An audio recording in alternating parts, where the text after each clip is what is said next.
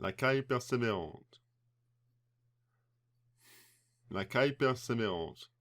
La persévérance est-elle toujours récompensée? La caille vivait dans une grande forêt.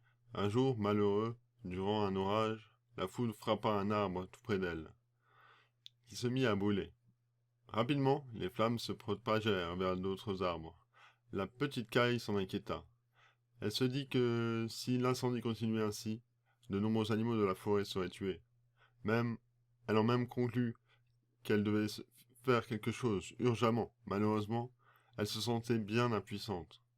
Faute de meilleures idées, elle décida tout de même de voler jusqu'à la rivière, non loin de là, de se tremper dans l'eau et de s'égoutter au-dessus du feu, afin de s'atténuer la vigueur des flammes. Bien entendu, elle se sentit vite compte que ses efforts n'étaient guère couronnés de succès car l'incendie prenait de plus en plus d'ampleur.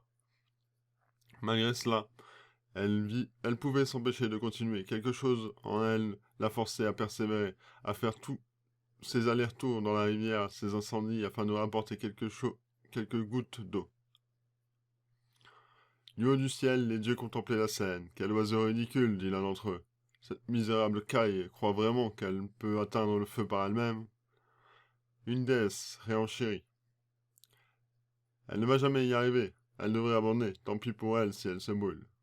Mais un troisième, plutôt touché, annonça: je vais aller lui dire d'arrêter et lui conseiller de sauver plutôt elle-même, car elle va s'épuiser à la tâche et risque de se trouver prise dans l'incendie. Là-dessus, les dieux se transforma en aigle pour accomplir ce qu'il avait annoncé. Il chercha longuement la caille, invisible pendant la fumée était dense. Lorsqu'il la trouva, il voulait juste lui parler, mais elle ne l'écoutait guère. Je n'ai pas le temps de parler, tu vois bien que je suis occupé. L'aigle lui répondit: tu vas ne pas éteindre le feu comme ça. Échappe-toi, sauve-toi pendant que tu peux encore. Mais la petite caille ne voulait rien savoir. Si tu veux faire quelque chose, ce n'est pas de ton avis que j'ai besoin, mais de ton secours pour éteindre le feu. Soit tu m'aides, soit tu peux t'en aller. L'aigle abandonna donc la caille à son sort, admirant néanmoins sa détermination. Lorsqu'ils apprirent ce qui s'était passé, les dieux se concertèrent, et finalement admirent qu'ils se devaient d'aider un petit peu aussi la brave et la déterminée.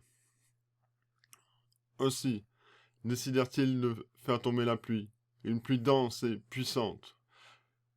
Des trombes d'eau s'abattèrent sur la forêt, et au bout de quelques heures l'incendie fut éteint. La petite caille en fut très heureuse et conclut que ses efforts n'avaient pas été vains. De surcroît, les dieux décidèrent pour la récompenser de sa générosité, son courage et sa persévérance. Depuis cette époque, les cailles ont une aigre sur la patte, qui est une sorte de petite couronne.